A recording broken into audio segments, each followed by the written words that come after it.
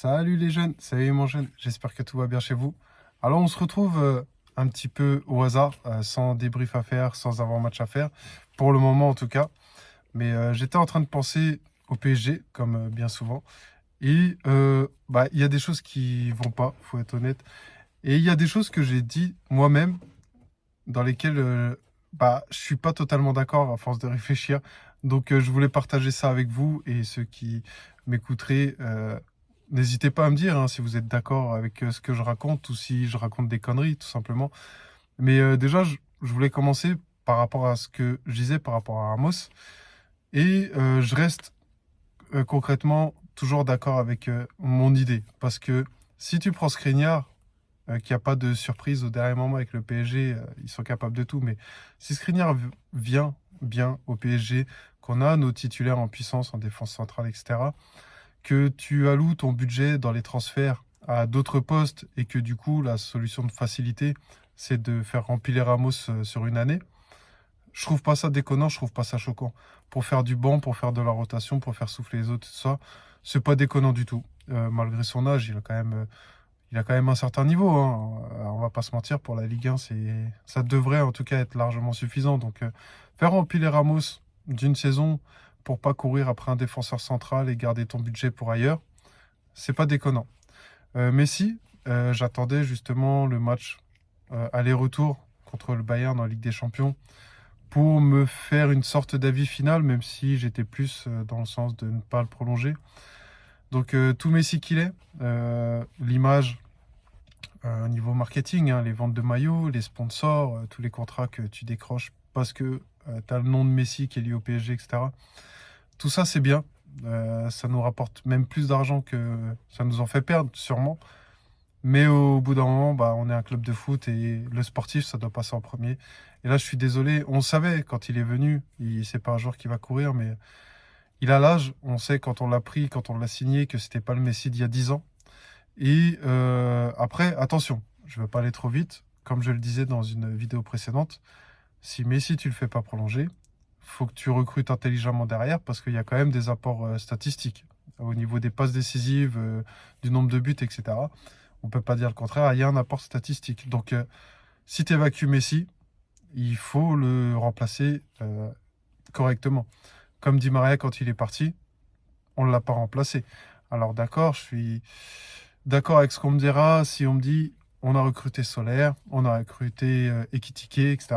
Mais pour moi, c'est pas des remplaçants de Di Maria. Ça n'a rien à voir. C'est pas le même profil, c'est même pas le même poste. Pour moi, on l'a tout simplement pas remplacé Di Maria. C'est même pas on l'a pas remplacé correctement. Donc voilà, faut pas faire la même erreur avec Messi. Faut pas passer à travers notre prochain mercato aussi parce que Campos, on va pas se mentir, il a fait de la merde. Son mercato, il est complètement raté.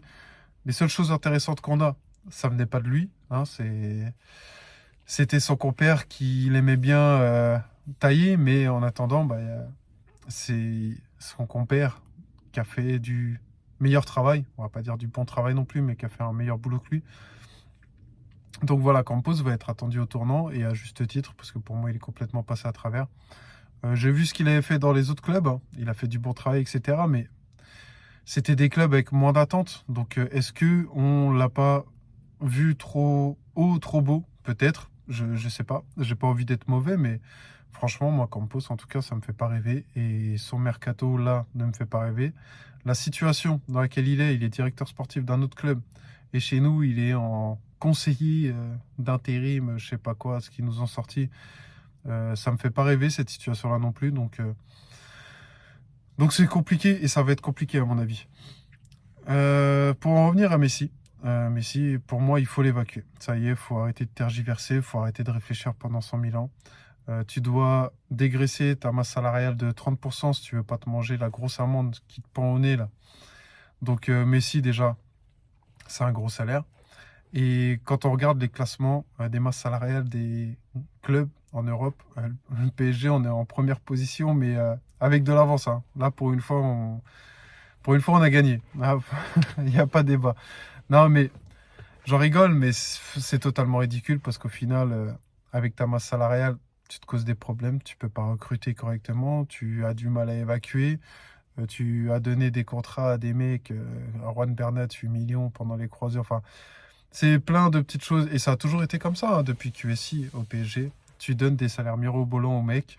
Ça fait qu'au final, ils n'ont pas envie de partir. Et c'est complètement compréhensible. Qu'est-ce que le mec qui touche 10 millions par an va se faire chier à gratter du temps de jeu dans un autre club à 3 millions par an? Mais le mec, bien sûr qu'il va rester. Pour la plupart, en tout cas. Donc, c'est des erreurs du PSG, pas des joueurs. Messi, on en revient encore une fois à Messi. C'est pas un joueur qui court, c'est pas un joueur qui t'apporte grand-chose sur le terrain. À part l'apport statistique, on peut pas lui retirer. Mais tu peux pas construire un projet sportif aujourd'hui avec un joueur qui a déjà cet âge-là, qui continue de vieillir, donc il est sur la pente descendante. Ça me fait chier de dire ça de Messi, mais faut bien le reconnaître, les amis. C'est comme ça, c'est tout, c'est l'âge. Donc pour moi, faut pas le prolonger. Ça y est, c'est terminé. Je me suis arrêté sur cette idée-là. Je préfère recruter un mec qui est beaucoup plus jeune, beaucoup plus percutant aujourd'hui et qui t'apportera sûrement un plus grand équilibre. Un jeune qui a plus d'amour pour le PSG. Parce que Neymar, Messi, je dis pas qu'ils aiment pas le PSG, mais Messi, par exemple, son rêve s'est construit au Barça. Il a tout gagné avec le Barça. Il a gagné sa Coupe du Monde. Il a fini le jeu, comme on voit partout, mais c'est la vérité. Donc, je dis pas qu'il aime pas le PSG, mais il n'est pas venu à son âge vivre un nouveau rêve au PSG. Hein, c'est terminé pour lui. Et Neymar, c'est pareil. C'est pas qu'il aime pas le PSG, mais je pense que son rêve est terminé. Et de toute façon, aujourd'hui, ça sera plus lui la tête de gondole du club. Donc, ça revient au même. Je veux des jeunes comme Nuno Mendes, par exemple, qui arrivent à 19 ans en ayant connu le grand PSG, les stars qui ont commencé à venir au PSG, le PSG qui commence à faire de belles choses en Europe, etc. Ils ont appris à vivre le foot avec un grand PSG et eux, ils viennent avec fierté. Ils ont toute la carrière devant eux. Ils ont envie de prouver, de gagner des choses. Donc, c'est comme ça que l'amour du club se développe et que les mecs donnent tout sur le terrain après. Donc, si tu arrives à t'en sortir correctement, après, tu as une belle cohésion d'équipe. Tout le monde joue les uns pour les autres. Tout le monde se bat les uns pour les autres. Et c'est comme ça que ça a marché. Et là, c'est exactement ce qui nous manque. Donc, Messi, on ne le prolonge pas. Et son compère Neymar, je l'ai beaucoup défendu parce que il a une grosse activité, il a son apport statistique aussi. Et on va pas se mentir, c'est aussi un joueur qui m'a beaucoup fait rêver hein, quand j'étais plus jeune. Tout ce qu'il a fait sur les terrains, ça m'a fait rêver. Mais aujourd'hui, c'est plus possible, il faut s'en séparer. Son salaire aussi est énorme. Donc il y a eu une discussion avec Boli, le propriétaire de Chelsea, qui apparemment serait capable de mettre les 60 millions d'euros pour le rapatrier à Chelsea. Je voulais en garder 2 sur les 3, en priorité Kylian bien sûr, et un des 2, mais sachant que ça serait sûrement Neymar, parce que Neymar, son contrat en 2027, forcément, ça va être plus compliqué de l'évacuer que Messi. Tu as juste à ne pas prolonger son contrat, tout simplement. Mais au final, à force d'y réfléchir, je me dis que les 2, faut qu'ils partent. Maintenant, le projet, c'est Kylian. Ça devait déjà l'être il y a 1 an, il y a 2 ans. On traîne et au risque de perdre Kylian un jour. Donc ça serait bien fait pour notre gueule, en tout cas pour le PSG, parce qu'ils n'ont rien fait pour, à part lui donner de l'argent, mais je pense que le projet sportif, ça l'intéresse aussi un minimum, Kylian. Donc maintenant, le projet sportif, il faut le construire autour de Kylian. Faut que ça soit lui à tête de gondole du club, tout simplement, la grande star. C'est comme à l'époque du Real avec CR7, Messi au Barça, etc. Les grands clubs qui ont tout gagné, ils avaient toujours leur tête de gondole. Et tout autour d'eux, ils construisaient un effectif homogène, un effectif solide, qui apportait tout ce qu'il fallait derrière en homogénéité et qui pouvait servir la tête de gondole. Et là, en l'occurrence, il faut que ce soit Mbappé chez nous.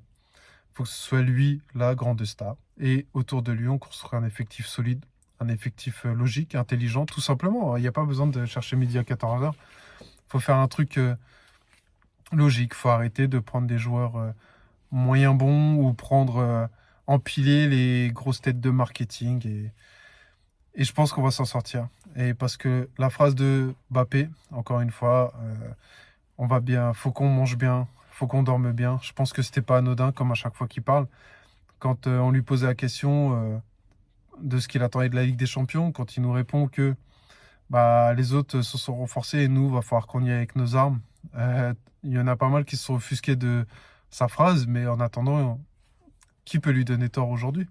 Il le savait très bien d'avance et c'est tout en son honneur. Et là, la phrase qu'il a sortie, au final, c'était une petite balle perdue peut-être, c'était un message subliminal. Moi, je l'avais pris comme ça et au final, tu vois que le lendemain, Neymar, il est jusqu'à je sais pas quelle heure à faire un tournoi de poker, qui perd en plus, parce qu'il est aussi bon au poker qu'au foot peut-être. Mais non, blague à part.